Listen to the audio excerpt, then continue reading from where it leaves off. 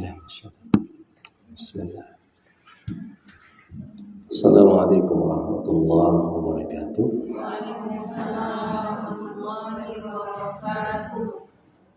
Innal hamdalillah nahmaduhu wa nasta'inuhu wa nastaghfiruh wa na'udzu billahi min shururi anfusina wa min sayyiati a'malina. May yahdihillahu fala mudilla lahu wa may yudlil falan tajida lahu waliyyan mursyida. Asyhadu an la ilaha illallah wahdahu la syarika lah wa asyhadu anna Muhammadan abduhu wa rasuluhu la nabiyya wa rasula ba'da. Allahumma salli wa sallim wa barik ala nabiyyina Muhammadin wa ala alihi wa sahbihi wa wala wa la hawla wa la quwwata illa billah. Amma ba'd.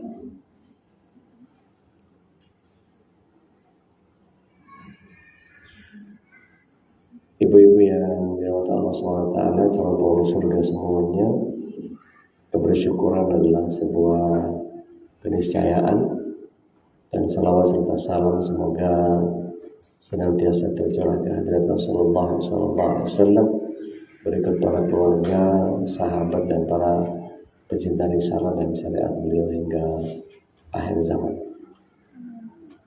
Mudah-mudahan kita yang hadir pada kesempatan pagi hari ini bisa menjadi bagian dari golongan orang-orang yang mendapatkan syafaat beliau kelak di akhirat. Amin. Teriring doa untuk seluruh pembina, pengurus, dan jamaah Majelis An-Nisa ini, mudah-mudahan Allah senantiasa berikan hidayah, inayah, iradah, qudrah, dan dilengkapi dengan ma'unahnya sehingga kita bisa menjalankan keislaman kita dengan istiqomah sampai akhir hayat kita menjemput husnul khatimah. Dan insyaallah kita berkumpul bersama keluarga di surga. Amin. Kita sampai kepada pembelajaran mengambil ibrah dari para nabi. Ibrah itu pelajaran, ittibar. Kalau kita perhatikan dari awal kita membahas dari bab akidah.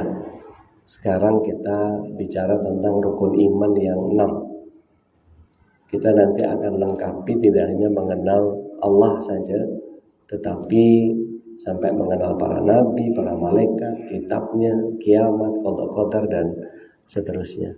Dengan landasan ini, insya Allah apa yang kita fahami dari berbagai macam persoalan akan memudahkan kita untuk menyatukan tujuan setiap dari apa yang kita amalkan. Jadi diharapkan nanti ketika belajar sama para nabi ini, kita bisa tahu ternyata para nabi nggak ada yang sempurna. Dan Allah jadikan antara satu sama lain itu tidak ada yang spesifik. Sehingga kalau kita mau niru plek keteplek kayak Rasulullah SAW, nabi yang mana saja sebutkan, nggak sanggup gitu. Contoh, Nabi Adam itu anaknya saling bunuh. Berarti sangat boleh jadi kita udah belajar agama, udah jalanin agama, mungkin nggak anak kita bisa melakukan saling bunuh? Nabi Adam aja mungkin. Kalau Nabi Lut itu anaknya nggak mengikuti beliau, membangkang sama orang tua, mungkin nggak kira-kira anak kita bakal kayak gitu juga?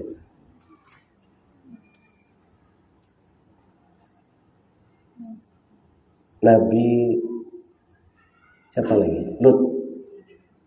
Ya, Nabi Lut. Istrinya nggak mau ikut sama beliau, cuma anaknya aja. Berarti mungkin nggak di keluarga itu ada istri yang saking seringnya ngaji terus jadi keminter. Tahu keminter nggak?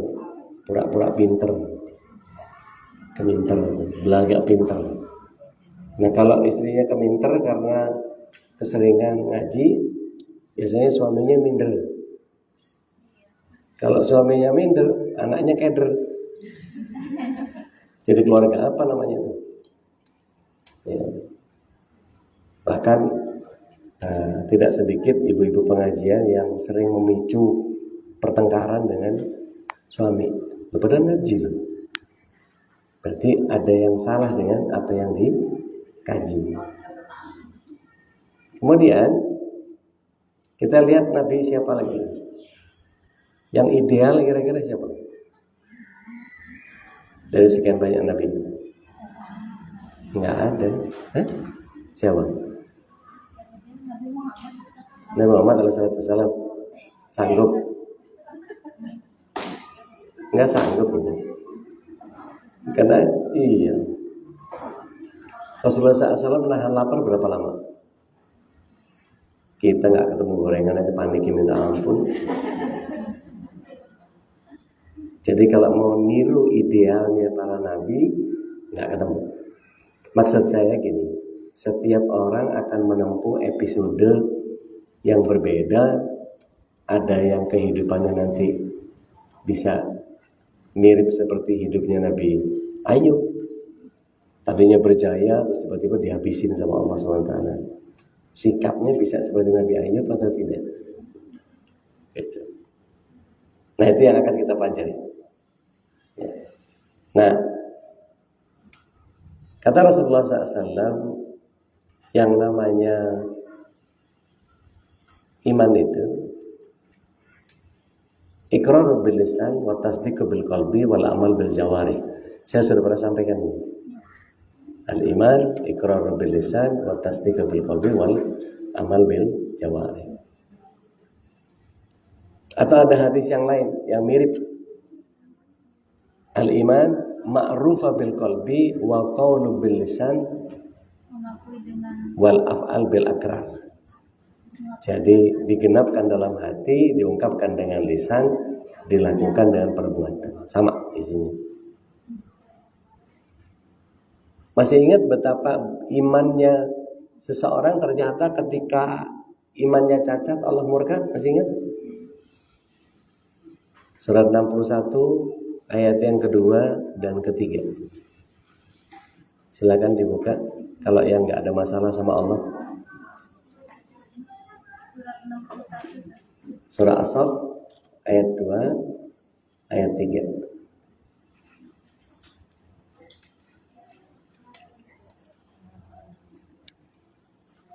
A'udzubillahi minasyaitonir rajim. Ya ayyuhalladzina amanu lima ta'kuluna ma la taf'alun. Kabura maqatan 'indallah an taqulu ma la taf'alun. Wahai orang-orang yang beriman, mengapa kalian tidak mengerjakan apa yang kalian katakan? Maknanya apa? Ada orang yang ternyata tidak menyelaraskan antara apa yang dilisankan dengan apa yang dikerjakan. Lain di lidah, lain di hati. Apalagi diamalin. Giliran ngaji pakai jilbabnya bener sampai kaos kaki. Enggak, ini di Bogor. Kalau di sini sih insya Allah enggak lah. Enggak beda. Nah yang begitu tuh dimurkai sama Allah. Orang yang beriman tapi tidak menyelaraskan antara lisannya dengan perbuatannya. Apakah murkanya Allah itu terus kayak orang Bani Israel gitu, jadi babi, jadi monyet? Enggak. Orang yang nggak pakai kaos kaki, terus kakinya jadi jeber gitu, lebar-lebar? Enggak pernah begitu Allah itu. Apakah orang yang nggak menyelaraskan apa yang dia lisankan dengan apa yang dia kerjakan, terus kupingnya jadi lebar gitu, kayak kuping gajah? Enggak. Atau matanya melotot gitu. Nah kalau dikasih azab yang begitu, mungkin orang jadi banyak taat. Gitu nggak? Taat banget orang. Setiap melakukan kesalahan langsung ada azabnya gitu, langsung kelihatan. Wah, contoh orang telat sholat dibikin perutnya melendung. Pada rajin nggak? Rajin lah. Nah Allah SWT murkanya itu ada satu kitab tipis bu, segini nih, judulnya Azab bagi Ahli Ibadah. Serem ya? Udah jadi ahli ibadah masih diazab. Ternyata orang-orang yang begini cirinya adalah salah satunya tadi, tidak menjelaskan antara apa yang dia lisankan dengan apa yang dia kerjakan. Apa diantaranya? Pada saat kita ngaji nggak mendapatkan isi kajiannya, datang di kajian, tapi begitu pakai sendal pulang blank. Apa yang dipelajari tadi pokoknya ngaji. Itu salah satu kemurkaan Allah. Kalau sholat nggak khusyuk, nggak usah ngacung ya. Jadi sholat itu sholat, tubuhnya sholat, tapi pikirannya nerawang kemana-mana. Ibu pakai sendal baru, naroknya kira-kira di lintasan banyak orang atau disimpan di?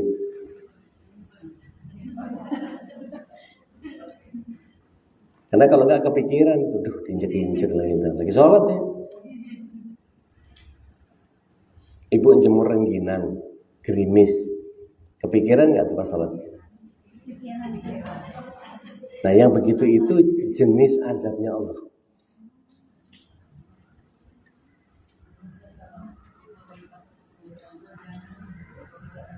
Ya, karena kalau kita sudah berpikiran tentang Allah, ibu ingat nggak waktu dulu kita ujian sholat kelas berapa? Kelas 5 SD?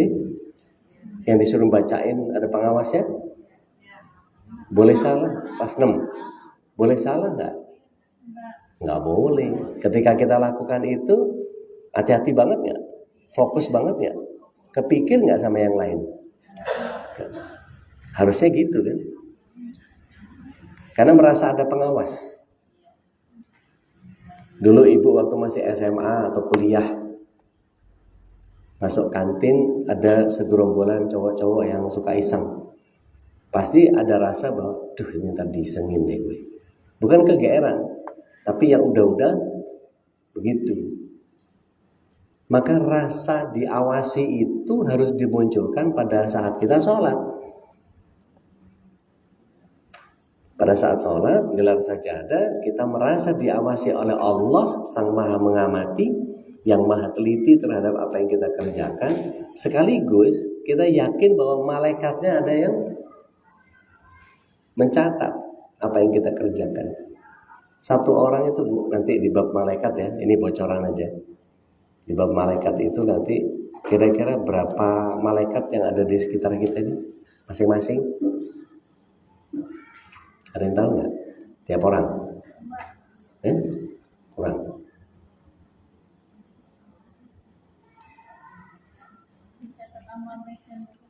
Itu doang. Yang bawa udara, yang bawa minuman, yang bawa makanan, malaikat semua itu. Ini 2 botol ini yang jadi rezeki saya cuma 1. Kenapa? Yang ini bisa saja nggak saya minum. Saya bawa ke rumah di mobil, ternyata yang minum orang rumah, entah istri, entah anak. Atau karena botolnya susah dibuka, jadi saya tinggal. Loh, bisa kan? Nggak bisa gitu kan? Loh, bisa gitu. Bisa gitu. Ibu nih, biasanya nih kalau di pengajian-pengajian saya suka dibawain kue atau apa gitu. Saya begitu lihat, ya manis, nggak bisa ikut makan. Berarti rezekinya orang rumah. Saya nggak bisa ikut makan. Gulanya udah tinggi, jadi jagain betul saya. Iya. Enggak, ini bukan request ya. Bukan kode, bukan. Ngasih tahu. Nah, terus gini. Ada nggak di antara kita yang ketika baca Quran cepat ngantuk? Itu salah satu bentuk murkanya Allah. Jangan nyalain setan. Jangan nyalain setan. Lurusin dulu, selarasin dulu antara apa yang kita lisankan dengan apa yang kita kerjakan. Itu dulu. Itu beres-beres semua insya Allah. Kalau Allah SWT mengirimkan Al-Quran itu sebagai surat cintanya Allah kepada kita. Oke. Kira-kira kita merasa bahwa itu surat cinta atau beban? Banyak orang yang jadi beban. Akhirnya apa? Dalam sehari dia nggak ngaji, nggak ada masalah. Nggak ada rasa utang. Nggak merasa berinteraksi sama Allah buat dia cukup. Akhirnya kayak nggak butuh Allah. Padahal cuma masalah nggak mau baca Quran doang. Sampai kayak gitu. Jadi Al-Quran nggak kita baca itu bukan kita yang males. Allah nggak kepengen ngobrol sama kita. Nah kalau Allah sudah murka begitu modelnya, aduh ngeri banget. Kekhusyuan hilang, kelezatan iman diangkat, kenikmatan ibadah dicabut. Waduh, sholat mah sholat, baca Quran mah baca Quran, sedekah mah sedekah. Tapi kualitasnya ya gitu deh.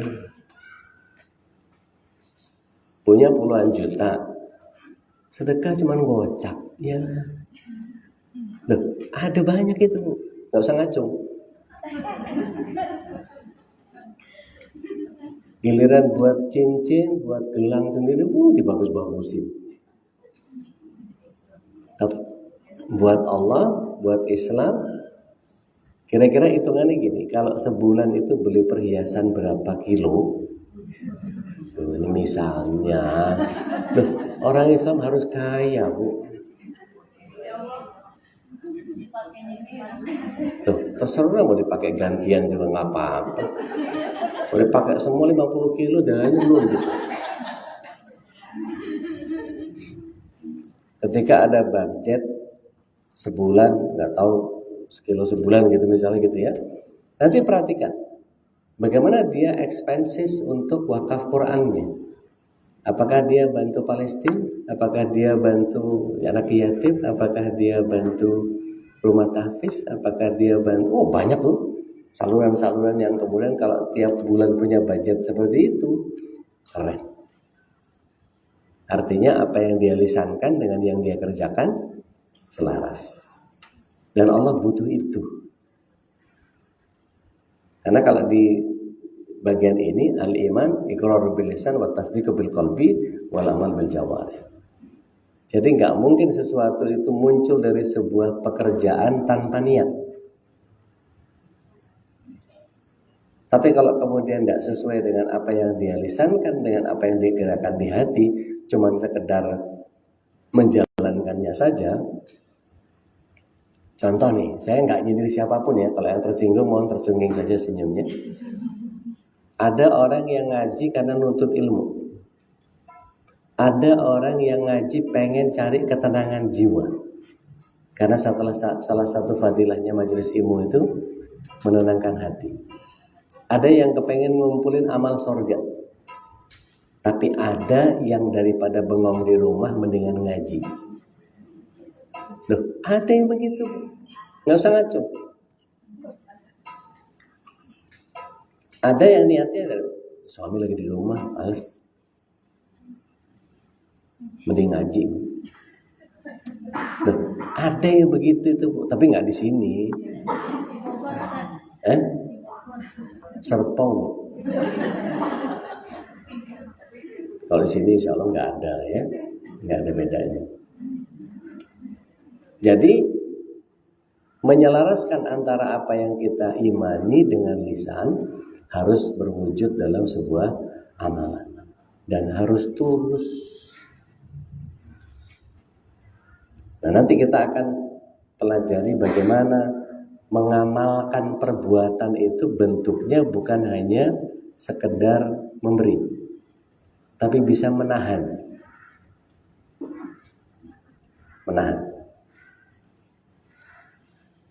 Sebetulnya bisa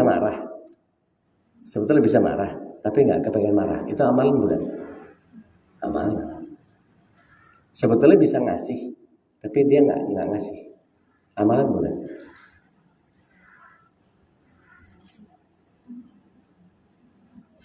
Kalau diminta dia ngasih, bisa ngasih, tapi dia nggak mau ngasih.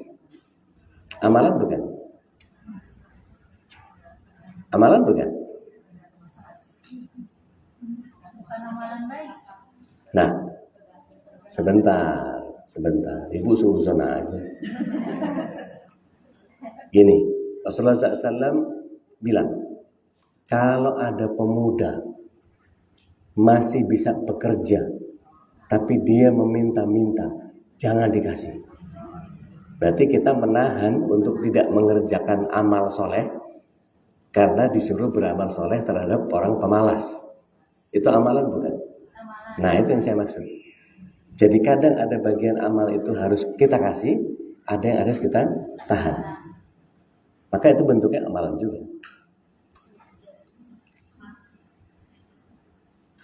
Ibu disuruh maksiat, terus ibu nolak, menahan diri untuk tidak bermaksiat. Nah, itu kan amalan juga. Jadi amalan itu tidak sekedar yang mengerjakan, tapi tidak mengerjakan juga bagian dari amalan. Paham ya sampai sini ya? Oke. Mari kita lihat bahwa dalil Qur'annya banyak tentang meyakini para rasul. Rasul ini siapa? Pembawa risalah. Jadi nanti pembawa risalah itu ada dari kalangan malaikat, Bu. Seperti malaikat Jibril, pembawa risalah. Pembawa risalah dari Allah dibawa ke para nabi yang jumlahnya 125.000, yang wajib kita ketahui cuma 25 orang. Oke. Para rasul ini kita lihat di dalam surat yang kedua ayat yang ketiga.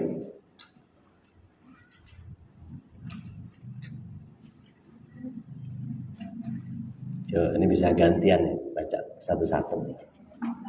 Yang lagi nggak dimurkai sama Allah silahkan dibuka Al-Qurannya.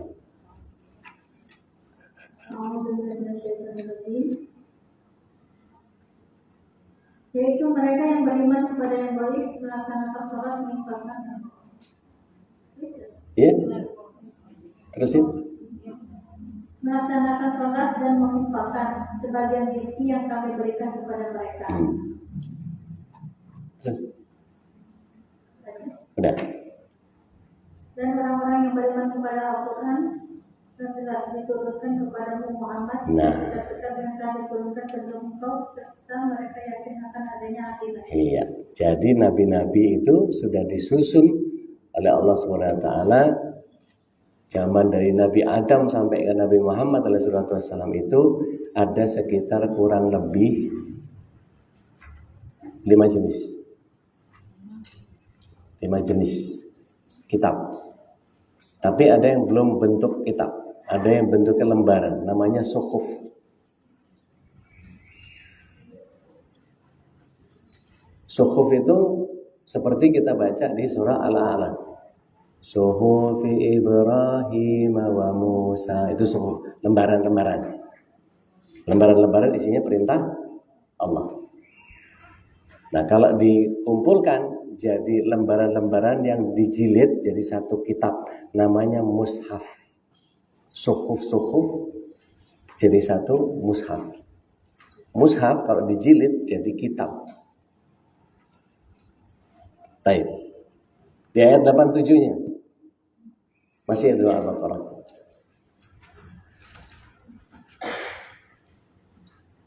Dan sungguh kami telah memberikan Alkitab atau Taurat kepada Musa, dan kami susukan setelahnya dengan rasul-rasul, dan kami telah berikan kepada Isa putra Maryam diberi kebenaran, serta kami membuat dengan Ruh Kudus atau Injil. Mengapa setiap rasul yang datang kepadamu membawa sesuatu pelajaran yang tidak kamu inginkan, kamu menyombongkan diri, lalu sebagian kamu dustakan dan sebagian kamu bunuh? Iya. Tadi baca ta'awuz nggak Ibu? Enggak, gini. Saya kasih ilmunya. Iya. Silakan di surat 1698.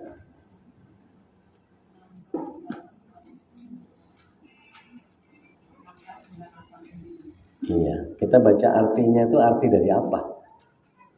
Dari Al-Quran. Berarti kita baca Quran kan? 1698, silakan. Maka apabila engkau Muhammad hendak membaca Al-Quran, mohonlah perlindungan kepada Allah dari setan yang terkutuk. Jadi ta'awuz itu menjadi bagian yang wajib untuk setiap kita membaca Al-Quran. Kenapa? Minimal ada dua. Yang pertama, kita dibikin gak paham sesuai dengan apa yang Allah mau, setannya belokin kalau kita berlindung. Gitu. Yang kedua, diharapkan kita tidak membaca dengan benar kalau nggak pakai ta'awuz itu. Sehingga sebaiknya kita baca ta'awuz. Baik. Bahwa kemudian bacanya dikeraskan atau tidak itu soal lain. Baik, di ayat itu dua tadi, di surat 2 ayat 3, surat 2 ayat 87, tadi saya baru sebut suhuf. Yang kepada Nabi Musa dan Ibrahim, Taurat. Sebelumnya ada Zabur.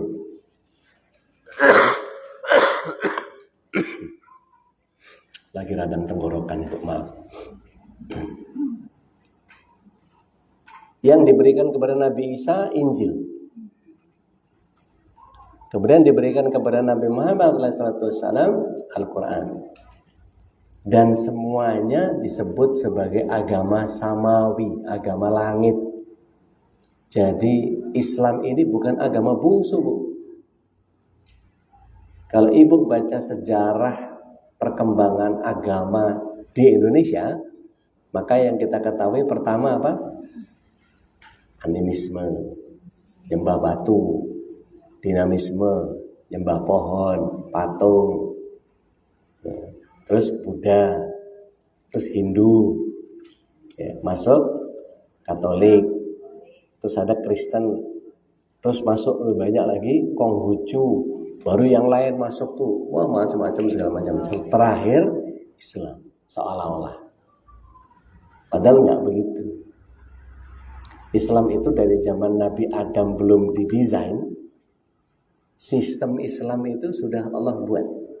Tetapi kaifiyahnya atau tata cara mengerjakan Islamnya berkala, berkait dengan situasi saat itu. Nabi Adam sholatnya sholat, tapi tidak sholat seperti Rasulullah SAW 5 kali dalam sehari. Zaman Nabi Adam alaihissalam, incest boleh nggak? Zaman Nabi Adam boleh. Qabil sama Habil bunuh-bunuhan karena apa? Karena dapat jodoh yang jelek. Adiknya yang cantik dimiliki sama Habil. Qabil cemburu. Padahal sebetulnya hasil dari persembahan yang juga buruk. Nah itu syariat Islam ketika itu nggak ada orang. Nah kalau nggak saudaranya sendiri mau nikah sama siapa? Mau dinosaurus. Jadi kemudian syariat itu berkembang terus. Nabi Isa alaihissalam sholat nggak? Sholat, pakai sujud. Orang Kristen pakai sujud nggak? Nggak ada, kepentok sama bangku. Loh, berarti yang ikut Nabi Isa siapa? Kita. Mereka nggak disunat, kita disunat. Mereka boleh makan homer, kita nggak boleh. Mereka boleh makan babi. Nabi Isa alaihissalam bilang nggak boleh. Nah, kita ikut. Nabi Isa wafatnya di kafani atau di peti? Di kafani. Jadi yang niru Nabi Isa alaihissalam. Nah, makanya kalau jadi argumentasi itu betul, tapi kan di kafani dulu. Nabi Isa kan nggak mati, dia angkat. Iya, tapi diketemukan wafatnya dia diangkat itu setelah beberapa hari.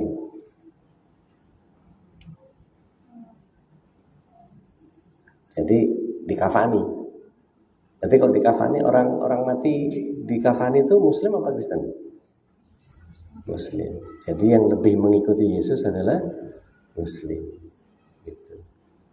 Jadi orang Kristen ikut siapa? Ikut Paulus.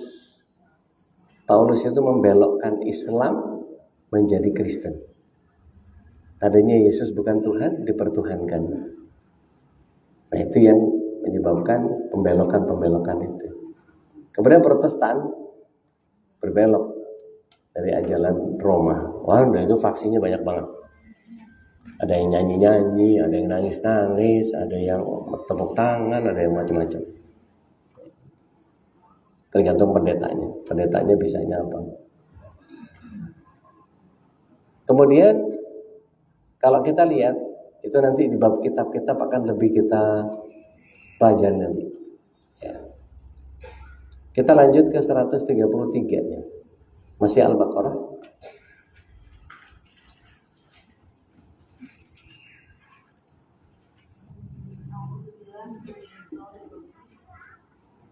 Pakai mikrofonnya. Apakah kamu menjadi saksi ketika maut akan menjemput Yakub ketika ia berkata kepada anak-anaknya, apa yang kamu sembah sepeninggalku?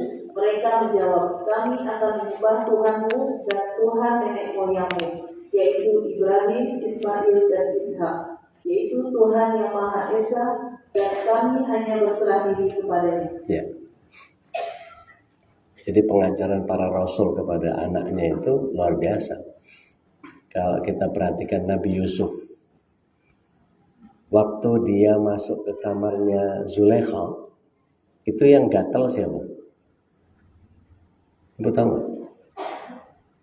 Pernah baca kisahnya?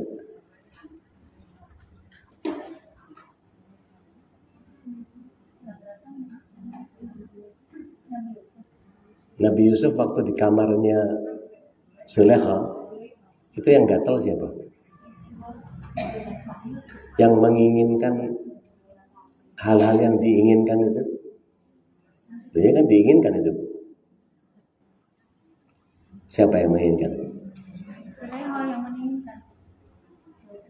Baca lagi ayatnya. Surat 12 24.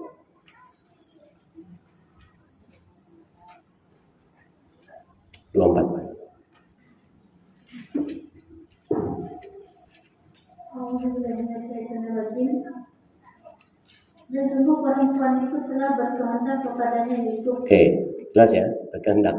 Terus. Dan Yusuf pun berkehendak Nah, kepadanya. berarti siapa ini? Dua-duanya. Yang satu perempuan tercantik sejazirah Arab ketika itu, yang satu pria tertampan seluruh dunia. Gimana tuh? Seandainya, terusin. Sekiranya dia tidak melihat tanda dari Tuhannya. Nah, burhan atau tanda itu, ya. Ada beberapa ulama menyatakan mukanya Zulaikha berubah jadi kayak setan. Jadi kayak jumpscare gitu. Serem. Tapi yang lebih kuat riwayatnya adalah Nabi Yusuf alaihissalam ingat beliau pernah dipukul dadanya sama bapaknya dengan keras. Terus dia dimarahin dengan ucapan berantak. Antum ini Yusuf bin Yakub bin Ishak bin Ibrahim. Nabi, anaknya Nabi, cucunya Nabi, cicitnya Nabi. Pantas nggak ngerjainnya begitu? Nah itu keinget sama beliau kayak dipukul, makanya dia langsung balik badan. Jadi dia kepengen juga. Burhan itu tanda dari Allah. Ya, burhan itu tanda. Bukan burhan yang malamnya Dewi ya. Taman Lawang itu. Namanya siapa? Dewi. Yang benar Burhan.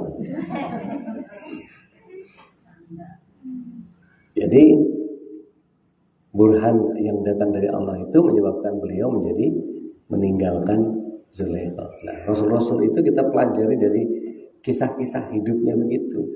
Jadi Nabi itu bukan semuanya orang suci, nggak pernah salah, bukan. Pernah juga melakukan kesalahan, tapi Allah jaga mereka menjadi maksum, terpelihara dari kesalahan-kesalahan.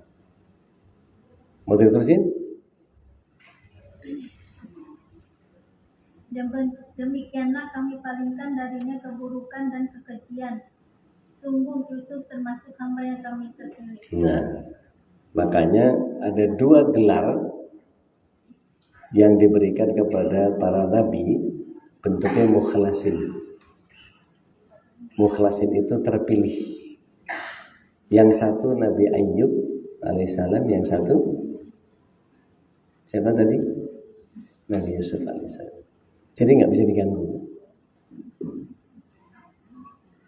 Nabi Ayyub alaihissalam itu juga ketika 850 tahun menikmati kejayaan singgasana kerajaan dengan anak yang banyak, dengan istana yang mewah, 850 tahun. Setelah itu Allah dinego sama iblis. Boleh nggak saya godain? Boleh aja, nggak bakal bisa. Dibikin gempa, istananya hancur, anaknya kabur, banyak yang mati segala macam, istrinya juga banyak yang keluar dari istana. Habis itu Nabi Ayyub masih tetap bertakwa kepada Allah. Iblis nego, ya Rabb, dia karena masih sehat, jadi dia tetap bertakwa kepadamu. Izinkan saya untuk bikin dia sakit. Silahkan. Nggak kan bisa nganggu. Begitu dibikin sakit, ya, 7 tahun lamanya. Istrinya yang nggak tahan. Kamu kan nabi, Mas. Kira-kira gitu kalau orang Jawa. Kamu kan nabi, minta dong sama Allah kesembuhan. Terus Nabi Ayub bilang apa? Kamu ini nggak bersyukur sekali sih. 850 tahun kita dikasih nikmat luar biasa, ini baru 7 tahun kamu udah ngeluh. Bahkan Nabi Ayub alaihissalam itu saking takutnya kepada Allah, badannya sudah kurus, kering, kerontang, keriting begitu. Ya. Luka di kakinya. Bu, simak dulu Bu, jangan ngobrol dulu Bu. Bu. Simak dulu, jangan ngobrol dulu. Ini nanti aja. Saya lagi nggak bahas itu. Ya, nggak dilihat deh. Jadi ya dengerin dulu saya yang jelasin dulu. Jadi ketika disebut bahwa Nabi Ayub itu badannya penuh luka dan koreng di tubuhnya itu sampai sudah mengeluarkan belatung. Ada belatung yang berjatuhan dari tubuhnya, itu dengan tangan gemetarnya diambil lagi belatungnya, dibalikin lagi ke korengnya. Dia takut kepada Allah, jangan sampai belatung ini gak dapat rezeki dari Allah gara-gara dia membiarkan. Gimana? Sanggup ibu kayak gitu? Gak ada yang ideal. Artinya makanya digelarin mukhlasin itu karena dia terpilih. Jadi bukan mukhlisin ya. Kalau mukhlisin orangnya ikhlas, orang yang mengikhlaskan diri. Tapi kalau mukhlasin, ada minallah, dari Allah. Kemudian dia sembuh dan kemudian kembali dan seterusnya. Dibalikin lagi itu. Kemudian lahir anak-anaknya yang baru sebanyak jumlah yang wafat. Jadi anaknya banyak lagi. Gitu. Dibalikin lagi sama Allah Tabaraka wa ta'ala. Karena mukhlasin tadi. Kemudian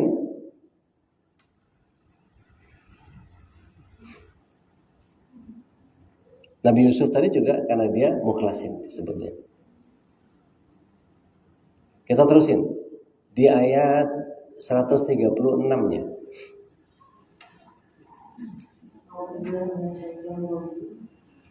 Katakanlah, kami beriman kepada Allah dan kepada apa yang diturunkan kepada kami dan kepada apa yang diturunkan kepada Ibrahim, Ismail, Ishak, Yakub dan anak cucunya, dan kepada apa yang diberikan kepada Musa dan Isa, serta kepada apa yang diberikan kepada nabi-nabi dari Tuhan mereka. Kami tidak membeda-bedakan seorang pun di antara mereka, dan kami hanya berserah diri kepadanya. Iya. Jadi setiap kita diwajibkan untuk meyakini 25 nabi. Apapun yang dibawanya pasti itu dari Allah. Nah, mungkin sebagian kita menjadi, Taurat itu dipakai sama Yahudi, Ustaz. Bukan. Yang dipakai sama Yahudi itu Talmud. Talmud itu diambil dari nama anak haramnya Semiramis dengan Namrud. Namrud kawin sama ibunya, punya anak haram, namanya Talmud. Nah, kemudian dibentuk agama Yahudi itu. Nah, cikal bakal dari mana? Dari anak-anak Nabi Yakub. Anak Nabi Yakub itu ada yang namanya Yahuda, ada yang namanya Nasara. Jadi sebetulnya itu kaum kayak geng gitu, Bu. Geng. Ini geng Berlan, anak tentara. Ini geng Manggarai. Nah, gitu, kayak gitu tuh. Model kayak gitu geng-gengan. Begitu ketemu tempur. Nah, Yahuda bukan agama, tapi kemudian jadi satu kaum yang kemudian mereka lebih banyak ilmunya tapi nggak ngamal. Beda sama Nasara. Nasara itu banyak amal tapi nggak ada ilmunya. Nah, kita disuruh dua, selain punya ilmu juga harus ngamal supaya nggak maghdub waladhdallin. Yang di ayat terakhirnya Al-Fatihah. Jadi kalau kita kepengen belajar dari nabi-nabi terdahulu, gimana caranya Ustaz? Apakah kita mengumpulkan artefak-artefak yang masa lalu? Nggak perlu. Al-Quran memuat semuanya. Kalau kita kepengen isinya Zabur, cari yang mengisahkan tentang Nabi Daud. Itu ayat-ayat Zabur. Kalau ingin mendapati Taurat, cari yang ada Nabi Musanya, cari yang ada Nabi Ibrahimnya. Sebagian ada yang Nabi Harun, karena satu kurun. Kalau cari Injil nggak usah ke toko buku Emmanuel yang di Jalan Proklamasi, nggak usah. Cari saja yang ada Nabi Isa bin Maryam di dalam Al-Quran, maka itu ayat-ayat Injil yang dilegitimasi oleh Allah SWT sebagai ayat Allah. Nah, sisanya dilengkapi dengan Al-Quran. Maka nanti di bab kitab-kitab mengenal kitab Allah, kita akan tahu mana yang bisa kita gunakan, mana yang tidak. Maka jangan gampang alergi ketika misalnya ada orang yang suka begini. Semua akan indah pada waktunya. Itu kan diambil dari Injil. Yang Esa, kasihilah keesaan Allah dengan segenap hatimu, dan kasihilah keesaan Allah dengan segenap pikiranmu. Sama. Bertakwalah segenap kemampuan. Saya dulu Katolik, Bu. Nggak usah bingung.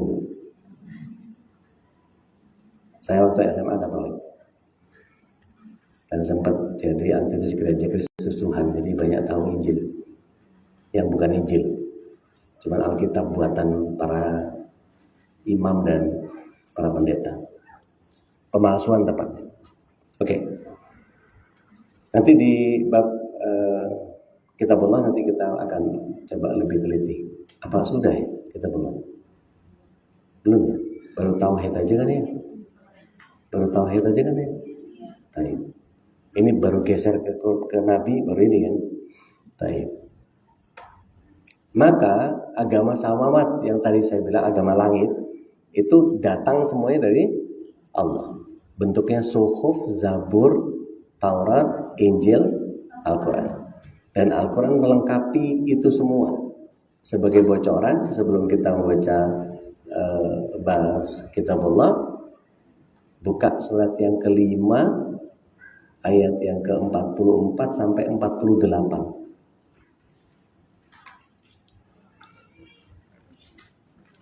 Astagfirullahaladzim.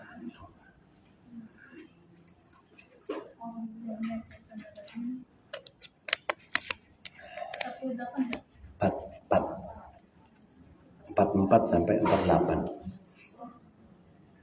Sungguh kami yang menurunkan kitab Taurat di dalamnya ada petunjuk dan cahaya, yang dengan kitab itu para nabi berserah diri kepada Allah memberi keputusan atas perkara orang-orang Yahudi. Demikian juga para ulama dan pendeta-pendeta mereka, sebab mereka diperintahkan memelihara kitab-kitab Allah dan mereka menjadi saksi terhadapnya. Karena itu, janganlah kamu takut kepada manusia, tetapi takutlah kepadaku, dan janganlah kamu jual ayat-ayatku dengan harga murah.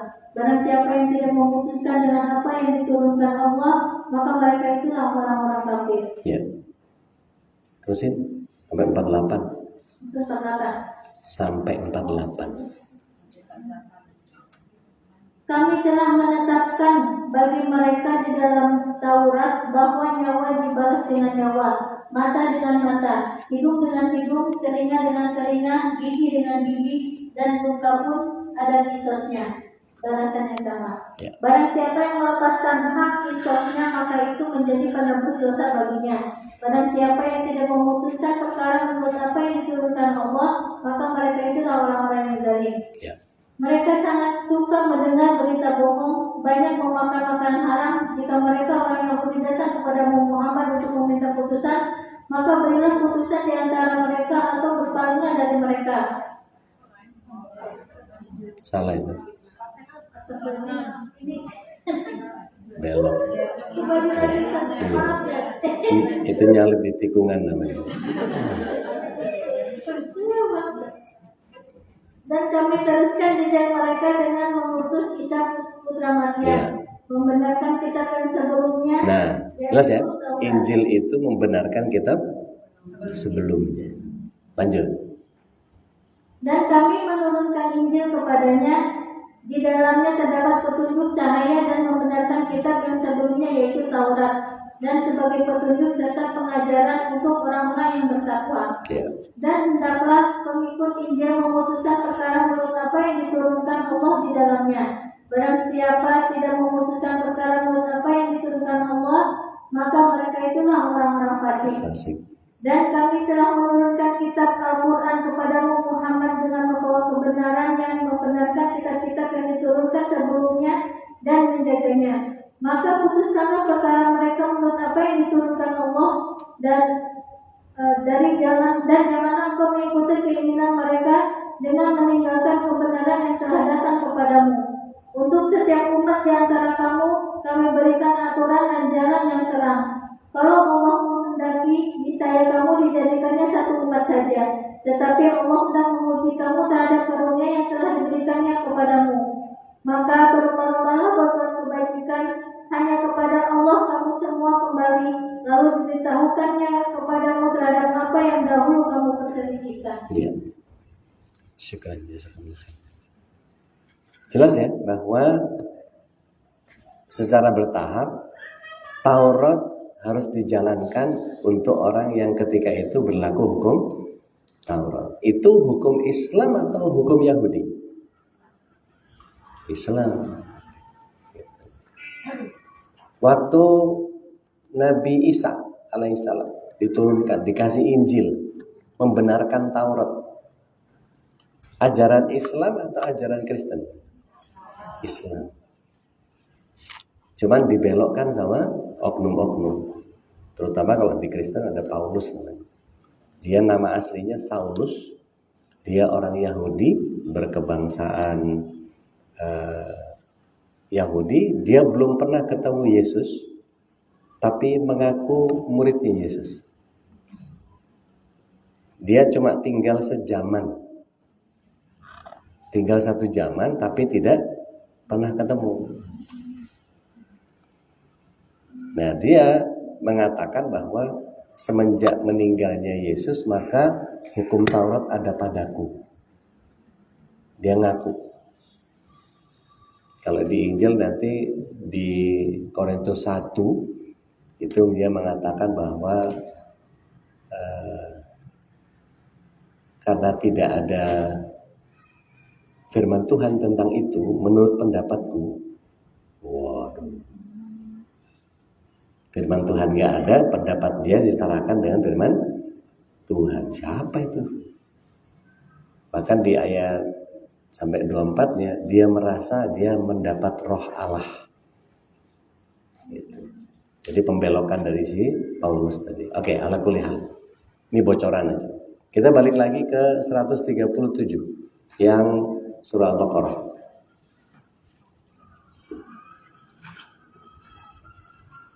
Maka jika mereka telah beriman sebagaimana yang kamu imani, sungguh mereka telah mendapat petunjuk. Tetapi jika mereka berpaling, sungguh mereka berada dalam permusuhan denganmu. Maka Allah akan menjagamu dengan pertolongannya dari mereka, dan Dia Maha mendengar, Maha mengetahui. Jadi setiap rasul itu punya aturan, punya tatanan, punya undang-undang yang ketika itu harus diikuti hanya pada masa itu saja. Jadi Nabi Musa untuk siapa? Bani Israel. Nabi Isa buat siapa? Bani Israel. Tapi Rasul Sallallahu Alaihi Wasallam untuk umat manusia. Nah, itu bedanya. Nah, kemudian kaifiahnya baru disempurnakan. Nggak usah dimarahin gitu, biasa aja. Dia langsung pandangannya kayak memvonis gitu. Siapa sih, berisik banget. Spontan, biasa aja. Iya, judesnya kelihatan. Siapa tuh yang HP-nya berisik? Kebiasaan udah marah-marah sama anak itu tuh kelihatan. Nah, ketika Islam itu ditata begitu rapi, maka kalau kita perhatikan Rasulullah SAW itu meskipun disebut cuma sedikit di dalam Al-Quran, banyakkan Nabi Musa. Nabi Musa itu ada sekitar 136 kali disebut dalam Al-Quran, paling banyak. Ya. Maka kalau kemudian kita perhatikan, ajaran-ajaran itu hanya berlaku pada masanya. Jadi istilahnya Al-Quran ini adalah final testament, the latest update, udah versi mutakhir. Dan ketika jadi Al-Quran, maka semua kitab-kitab yang tadi dari Suhuf, Zabur, Taurat, Injil ada di dalam Al-Quran, semua jadi satu kesatuan. Baik. Kalau kita perhatikan, ada begitu banyak catatan yang kemudian orang-orang Yahudi itu emang dasarnya sama Nabi suka membunuh. Gak cocok sama mereka, bunuh. Berapa banyak Nabi yang dibunuh sama mereka? Kalau dihitung itu banyak banget. Nah, kemudian apapun yang mereka lakukan, mereka tidak mau taat kepada Allahnya, sehingga pembelajaran tentang para nabi itu seringkali tidak menjadi perhatian khusus buat kita. Seolah-olah yang dipelajari cuma Nabi Muhammad aja.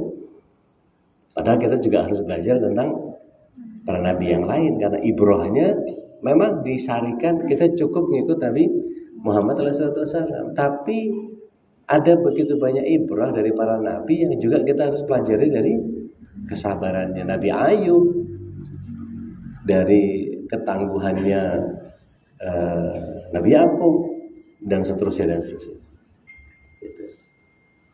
Kita lanjut ke 177.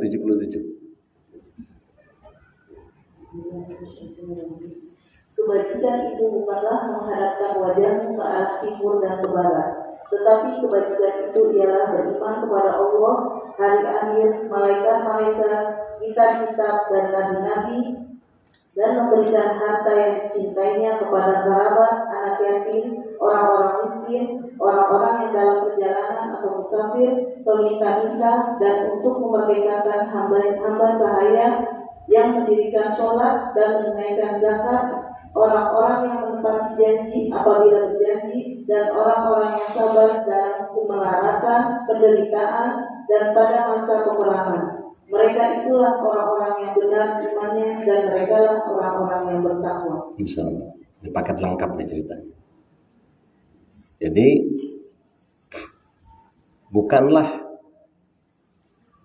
orang yang mengerjakan kebaikan yang sempurna, albirra, itu menghadapkan wajah ke timur dan ke barat nyari sunset sama sunrise. Umroh sekalian mau ke Jabal Khundama, mau ngejar sunset di sana biar kelihatan asa-asa kumaha gitu. Jadi mendingan kehilangan sholat di Masjidil Haram ketimbang foto-foto doang, coba. Dan bukan itu. Kalau di sini mungkin jauh ke Dieng aja, Dieng. Ngejar the golden sunrise of South Asia. Itu rela itu. Sholat di tempat yang nggak proper.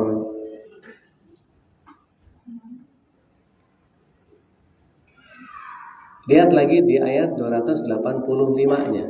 Kalau paket lengkap tadi mengatakan bahwa tidak hanya meyakini Allah, meyakini hari akhir, meyakini malaikat, tapi juga nabi-nabi. Maksudnya mengimani nabi-nabi itu bukan cuma sekedar Adam, Idris, Nuh, Saleh, nggak cuma itu. Itu mah anak kita itu begitu.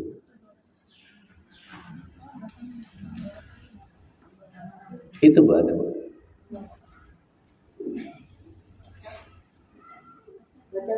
Monggo. Rasul atau Muhammad beriman kepada Al-Quran yang diturunkan kepadanya dari Tuhan. Demikian pula orang-orang yang beriman. Semua beriman kepada Allah, malaikat-malaikatnya, kitab-kitabnya, dan rasul-rasulnya. Mereka berkata, kami tidak membeda-bedakan seorang pun dari rasul-rasulnya. Dan mereka berkata, kami dengar dan kami taat. Ampunilah kami ya Tuhan kami, dan kepadamu lah tempat kami kembali. Jadi kita diminta untuk tidak membeda-bedakan antara nabi yang lain dengan nabi yang satu. Tidak boleh. Saya mah lebih senang Nabi Muhammad. Nggak bisa gitu. Semua dipelajari ibrahnya sehingga kita tahu bahwa Allah sengaja bikin begitu biar dinamikanya kita tahu. Saya sedang menjalankan seperti sebagaimana Nabi Anu. Saya sedang dibikin takdirnya sama Allah, sedang disuruh menghadapi kesabaran versinya Nabi ini, gitu. Tapi kalau kita nggak belajar itu semua, akhirnya apa? Kayaknya cuma saya aja deh.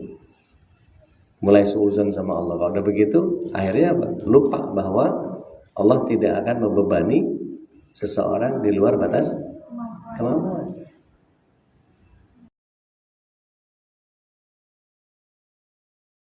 Surat yang ketiga, ayat yang ke-53.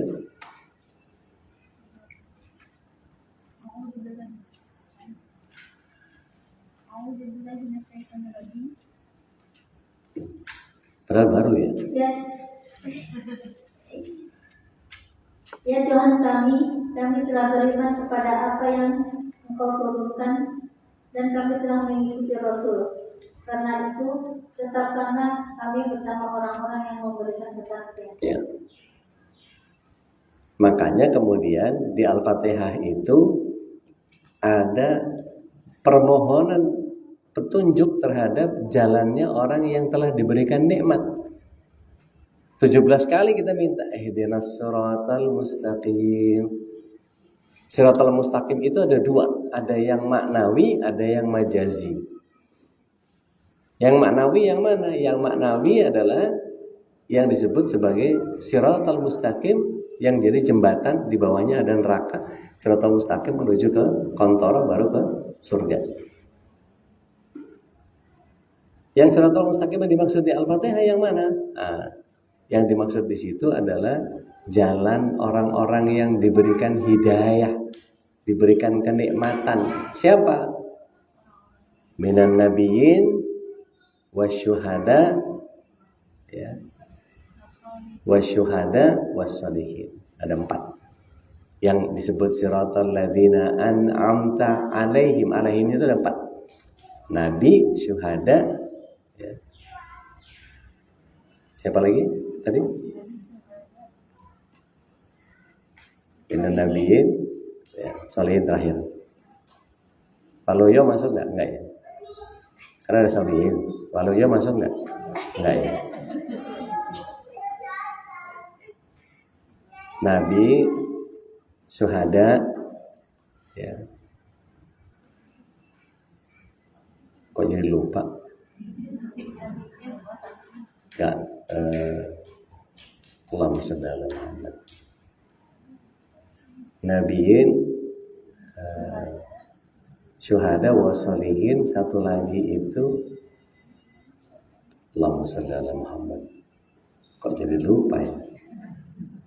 Saya tuh kadang kalau lupa suka nggak ingat.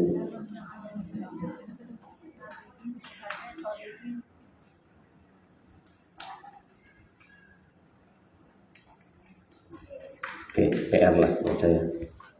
Lagi nggak bahas itu soalnya. Kita masuk ayat 84 ya. Yang setiap kita melihat beberapa catatan ayat tadi, mengimani Allah harus berikut mengimani Rasul. Maka syahadatnya sama setiap nabi.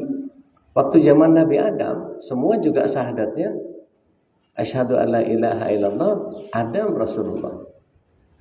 Waktu Nabi Musa, asyhadu alla ilaha illallah Musa Rasulullah.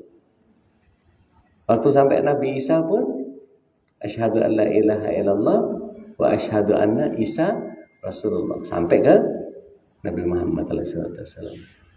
Maka syahadat nggak akan lengkap kecuali dengan menyebut asma Allah dan asma Rasul. Baik. 84-nya silakan.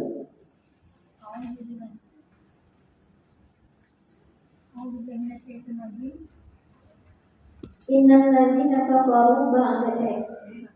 Katakanlah Muhammad, kami beriman kepada Allah dan kepada apa yang diturunkan kepada kami dan yang diturunkan kepada Ibrahim, Ismail, Ishak, Yakub dan anak cucunya, dan apa yang diberikan kepada Musa, Isa dan para nabi dari Tuhan mereka. Kami tidak membeda-bedakan seorang pun di antara mereka, dan hanya kepada Allah kami berserah diri. Ya. Jelas mengulang beberapa nabi yang kita sudah sebutkan tadi. Langsung ke 179-nya.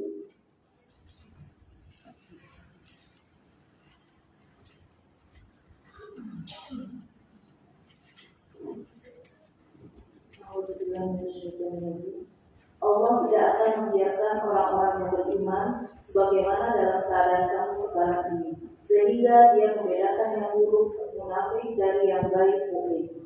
Allah tidak akan memperlihatkan kepadamu hal-hal yang buruk, tetapi Allah memilih siapa yang Dia kehendaki di antara rasul-rasulnya. Karena itu, berimanlah kepada Allah dan rasul-rasulnya.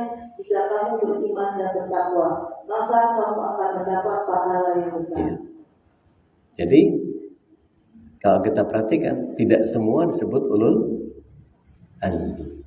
Tidak semua mendapatkan kitab. Tidak semua mendapatkan mukjizat. Dan bahkan tidak semua terkenal seperti sebagaimana mereka punya ciri khas. Ibu tahu Nabi Idris itu diwafatkan di mana?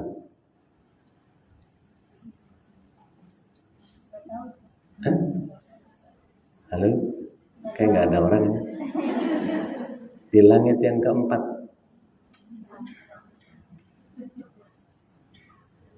diangkat kan? Ya. Malaikat maut itu diperintah sama Allah, wafatkan dia di langit yang keempat. Gimana caranya? Nanya malaikat. Gimana caranya ya Allah? Aku akan naikkan dia ke langit yang keempat, wafatkan dia di sana. Nabi Zakaria dipotong pakai gergaji kakinya, tahu? Itu kalau kita baca semua tuh Qasasul Anbiya, kisah-kisah para nabi, itu seru banget. Bukhari Muslim yang ngumpulin. Nabi Zakaria berbarengan sama anaknya dipotong. Ya. Tapi ada yang luar biasa nanti kita pelajari. Nabi Zakaria itu mandul tua. Tapi begitu melihat si Maryam bisa makan makanan-makanan surga, gimana caranya? Minta sama Allah. Di situ dia. Dan itu jatuhnya hari Rabu, ba'da duhur. Mustajab juga itu. Bukan hanya Jumat pada asar, Rabu pada duhur sampai asar. Buat yang pengen punya lagi, kalau udah setua Ustaz. Artinya ketika ada waktu mustajab itu, apa yang kita harapkan kepada Allah? Keistiqomahan, hidayah, iradah, kudrahnya Allah, atau ma'unahnya, sehingga kita bisa menyelesaikan sisa umur kita dengan keberkahan. Jangan amin sekarang, nanti pada duhur. Oke, 179.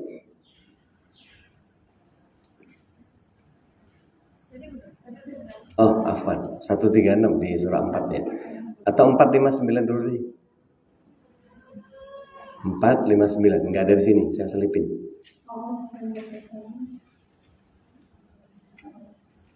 Ya ayyuhalladzina amanu. Wahai orang-orang yang beriman, tetaplah beriman kepada Allah dan Rasulnya Muhammad dan kepada kitab Al-Quran yang diturunkan kepada Rasulnya, serta kitab yang diturunkan sebelumnya. Barang siapa yang ingkar kepada Allah, malaikat-malaikatnya, dan kitab-kitabnya, Rasul-Rasulnya, dan hari kemudian, maka sungguh orang itu telah tersesat sangat jauh. Itu 136 ya. 59-nya coba. Nyelip, tambahin. Surat 4. Kita udah masuk An-Nisa nih. 59 dulu.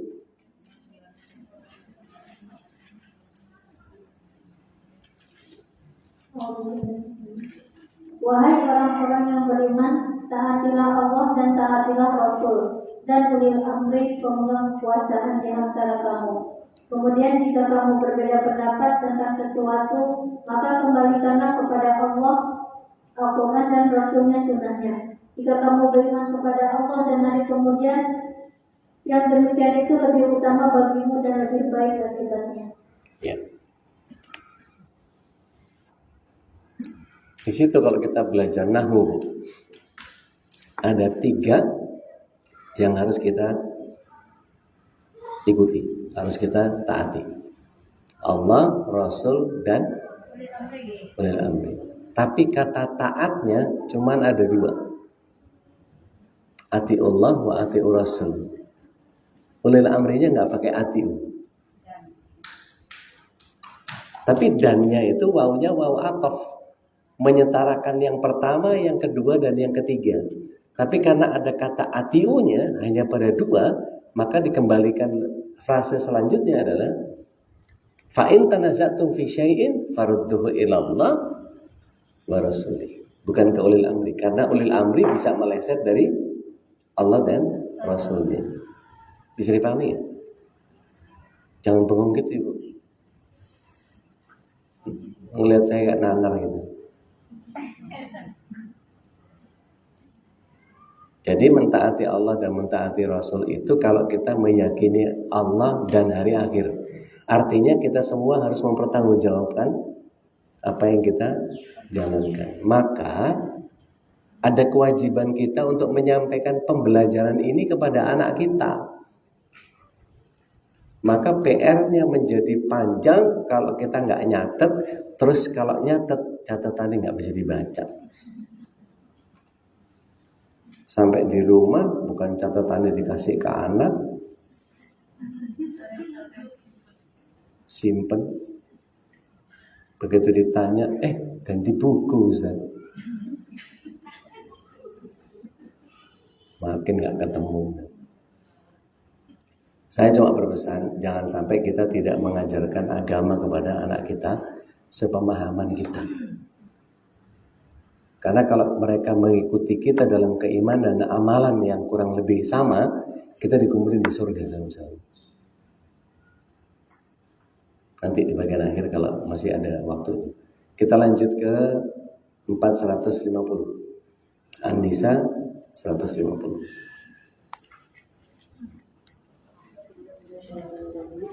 Sesungguhnya orang-orang yang kafir kepada Allah dan Rasul-Rasulnya dan bermaksud membedakan antara keimanan kepada Allah dan Rasul-Rasulnya dengan mengatakan kami beriman kepada sebagian dan kami kafir kepada sebagian yang lain, serta bermaksud mengambil jalan tengah iman atau kafir. Bani Israel berkelakuan kayak begitu. Jadi kalau ada orang Islam tapi dia hanya mau meyakini sebagian nabi, tidak mau menjadikan sebagian nabi yang lain sebagai yang diimani, sama seperti sifatnya Bani Israel. Jadi Bani Israel itu bukan kaum yang sekarang ada di Zionis, itu bukan. Itu bukan keturunan Bani Israel. Itu Yahudi, Juz, Yehuda. Ya. Terus yang dimaksud Bani Israel yang mana? Yang punya sifat-sifat Bani Israel. Jadi orang Muslim mungkin nggak punya sifat itu, mungkin aja. Makanya banyak sekali ayat-ayat yang bicara tentang Bani Israel, Bani Israel, Bani Israel. Ngapain? Maksudnya kita disuruh menghindari sikap-sikap seperti mereka. Dan kita jangan sampai punya gaya hidup seperti mereka. Selipan. Surat 2 ayat 120. Selipan aja nih, nggak usah masuk catatan, biar makin paham. A'udzubillahi minasyaitonir rajim. Al-Baqarah 120.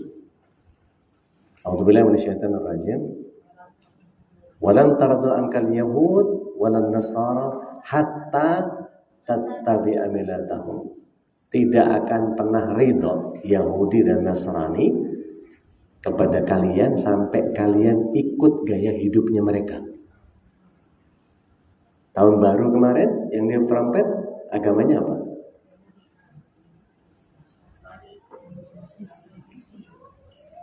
Yang banyak ikut-ikutan main trompet harus pindah agama? Nggak harus. Islam aja tetap, tapi gaya hidupnya kayak yang beliin kembang api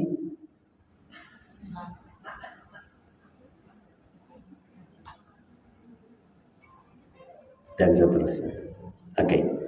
Lanjut ke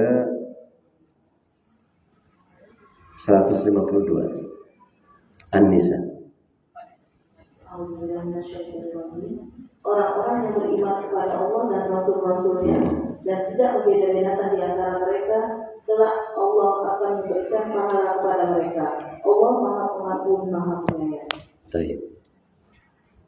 Saya tidak ingin menuntaskan satu demi satu sampai terakhir surat 51 ya. Tapi maksud saya gini, yang harus kita pahami, kita kan selesai jam 11 ya. Oke. Saya izin ini jadi PR buat ibu-ibu untuk baca di rumah. Kalau yang nggak ada masalah sama Allah. Kalau ada masalah sama Allah nggak bakal dibuka ini. Dicatat aja enggak. Nah, pinter, di foto pinter tuh.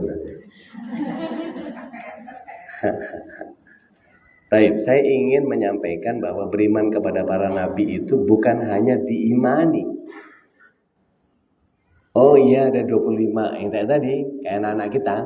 Adam, Idris, Nuh, Hud, Saleh, bukan itu. Tetapi bisa pick and apply. Jika Nabi Adam begitu, saya harus bagaimana? Nabi Adam itu, Bu, apa yang kita bisa pelajari? Yang Ibu tahu dari Nabi Adam, apa yang dia lakukan? Hah? Melanggar. Terus? Baru menyadari kemudian. Oke, kita belajar dari situ. Supaya jangan kayak Nabi Adam, kita dimurkai sama Allah. Yuk kita pick and apply. Terapin gaya hidupnya Nabi Adam tadi. Kalau dia ngikutin hawa nafsu, maka kita jangan. Jadi Allah kasih ini contoh salah. Ini contoh salah, jangan ditiru. Tapi tetap ditampilkan. Sama kayak dulu di RCTI ada Smackdown, jangan ditiru, dilakukan oleh profesional. Yang niru banyak nggak?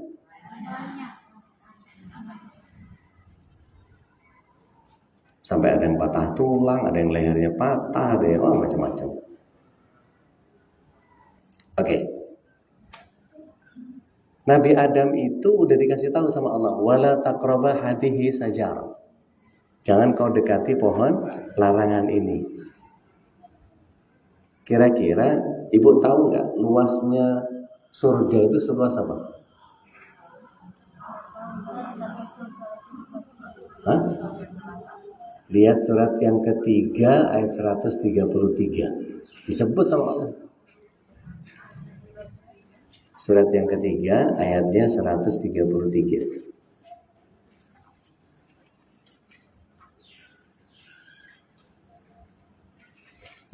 Allahu Akbar. A'udzubillahi minasyaitonir rajim. Uiddat lil muttaqin. Disebutnya apa? Arduhas samawati wal ard. Seluas langit dan bumi. Yang lebih luas bumi apa langit? Oke, patokannya bumi sampai ke langit. Langitnya ada berapa lapis? 7. Jarak yang pertama ke bumi, point to point. Saya belajar sama astronom dari ITB 15 tahun di Boscha, namanya Ustadz Hendro Stianto. Ahli falak beliau. Kapan-kapan kalau Ibu berkenan undang beliau. Cari di IG-nya ada, di TikTok-nya ada, di Facebook-nya ada, Ustadz Hendro Stianto. Nanti dibawain Hubble, bisa ngelihat bintang, meskipun siang hari ini bisa kelihatan. Oke. Jarak antara bumi dengan langit yang pertama, tempat ditebarkan bintang-bintang, itu jaraknya adalah 200.000 parsec. 1 parsec itu satuan antariksa. Kalau Ibu googling ketemu angka 1,37 triliun kilometer cahaya. Orang keuangan mana? Ada guru matematika sini? Coba tolong hitungin 200.000 dikali 1,37 triliun kilometer cahaya. Itu yang dimasukkan angka semua, yang keluar huruf E. Bukan error, eksponensial. Tak terhingga. Bukan error. Nggak sanggup. Itu kalau bisa teriak kalkulator, kuat gitu. Nggak terhingga. Baru 1 itu. Dari 1 ke 2 segitu juga. Dari 2 ke 3 segitu juga. Dari 3 ke 4 begitu juga. Ke 6 ke 7. Berarti surganya gitu deh pokoknya. Nah, sementara tempat buah larangan itu 1 atau banyak? Loh, setan itu canggihnya minta ampun. Tempat seluas itu bisa-bisanya diseret Nabi Adam ke tempat yang dilarang. Apa nggak canggih itu? Surga seluas itu. Fokus banget kerjaan. Dan apa yang terjadi? Nabi Adam cuman dikasih nasihat, bukan digoda sama iblis, bukan ditipu, bukan dinasehati. Ini saya sebagai senior cuma nasehatin aja ini. Kalau kamu makan buah khuldi ini, dinamain. Padahal Allah bilang buah larangan, dia rubah namanya menjadi buah abadi. Buah khuldi, buah khalidi, buah abadi. Ini kalau kamu makan buah abadi ini, kamu akan menetap di surga selamanya. Ini pemutarbalikan fakta pertama kali dalam catatan sejarah kitab suci. Hoax pertama kali ini. Dan kemudian Nabi Adam alaihissalam percaya. Padahal Allah sudah bilang jangan dekat-dekat sama pohon buah larangan itu. Maka begitu balik badan Nabi Adam alaihissalam menghadap ke si pohon buah itu atas nasihat dari iblis. Kira-kira Allah tahu nggak ketika balik badannya Nabi Adam itu? Kok dibiarin? Ditunggu tobatnya. Makin dekat Allah tahu. Kok nggak dibisikin? No. Loh, bisa aja Allah kalau mau negur. Enggak, dibiarin. Lihat aja. Sampai makin dekat, pegang, plek. Ditegur nggak sama Allah? Enggak. Dipetik, ditegur nggak? Enggak. Digeragot, ditegur nggak sama Allah? Enggak. Dikunyah, ditegur? Enggak. Begitu ditelan, baru dimarahin. Lihat bagaimana Allah ngefur. Tunggu tobat. Enggak, tobat. Tunggu tobat. Terus. Lihat berapa etapa. Berniat 1, balik badan 2, mendekat 3, megang, metik, geragot, ngunyah. Berapa nih? Pertanyaannya adalah sudah berapa banyak kita membangkang sama Allah dan kita nggak tobat. Pick and apply. Ambil terapi. Nggak berasa nih jam 11. Tuh, ya. Jadi apa yang ini bisa diambil dari Nabi Adam alaihissalam? Ngubur mayit itu caranya adalah kayak yang diajarin burung gagak. Itu. Apalagi yang bisa diambil dari Nabi Adam? Kalau mempersembahkan sesuatu buat Allah itu harus yang terbaik. Jangan kayak Qabil ngasih asal-asalan, maunya yang cantik. Gue banget tuh. Amal ala kadarnya, tapi kalau doa pengennya dikabulin. Kebanyakan dari kita curang. Ya Allah, berikanlah kepada kami keberkahan seperti yang Kau berikan kepada para nabi, ya Allah. Tapi jangan Kau berikan cobaan yang seperti yang Kau berikan kepada para nabi. Lu enak dewe. Kundul. Kita kan kadang-kadang gitu. Maunya enaknya aja. Kalau kata orang Padang, anan kalamak dinyo saja. Dari Nabi Nuh alaihissalam belajar apa kita?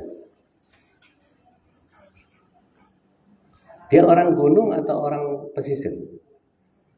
Orang gunung, tapi disuruh bikin apa?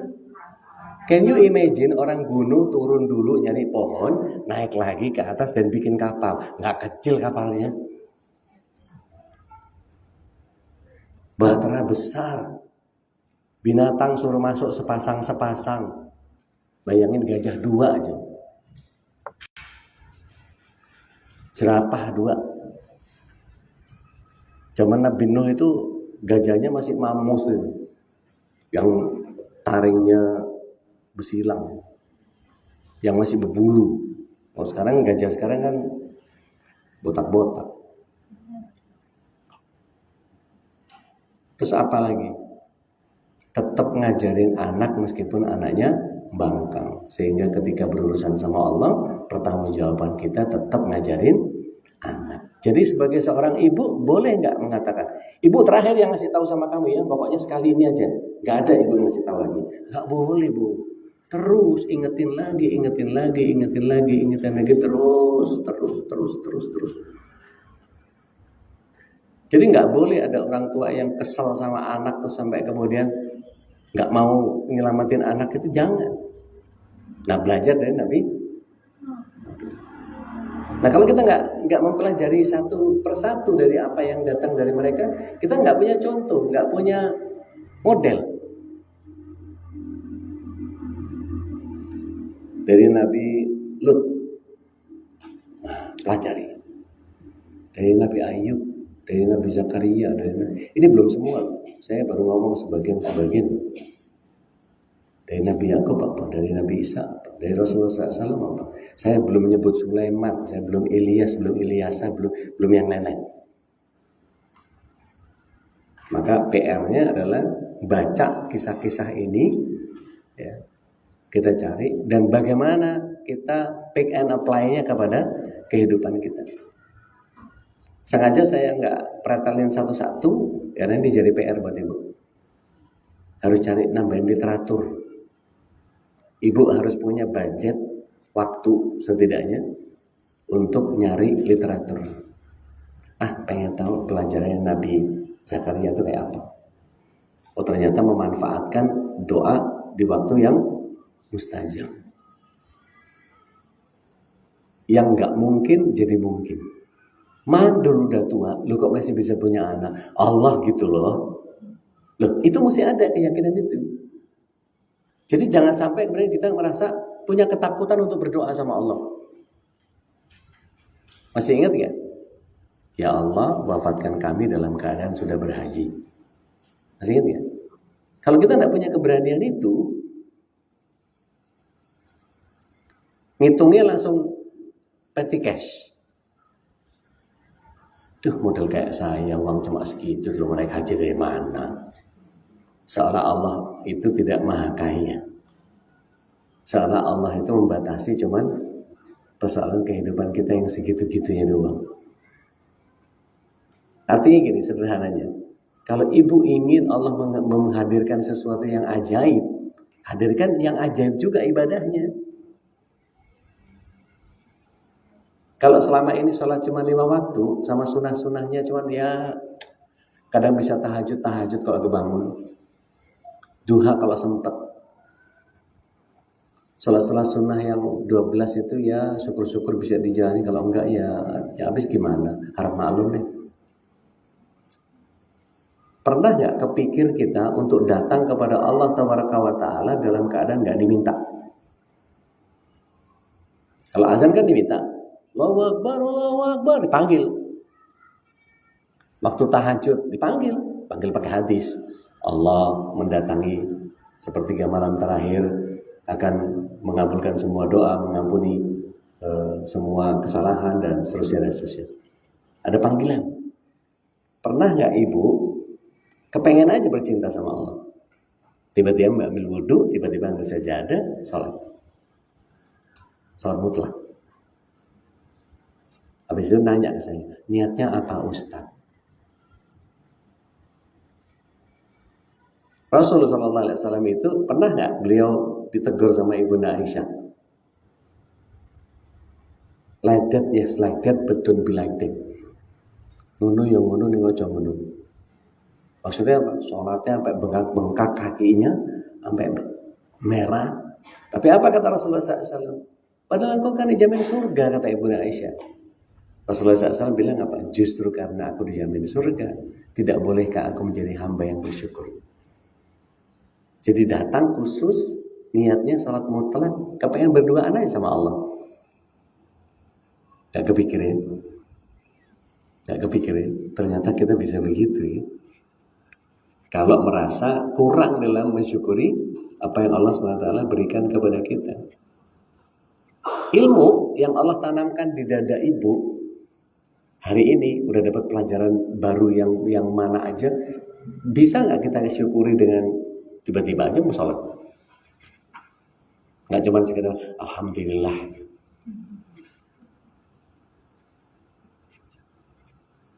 Dan dari semua nabi kita bisa pelajari itu. Baik.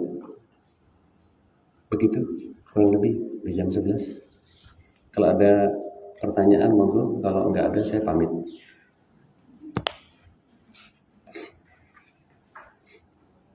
Ada?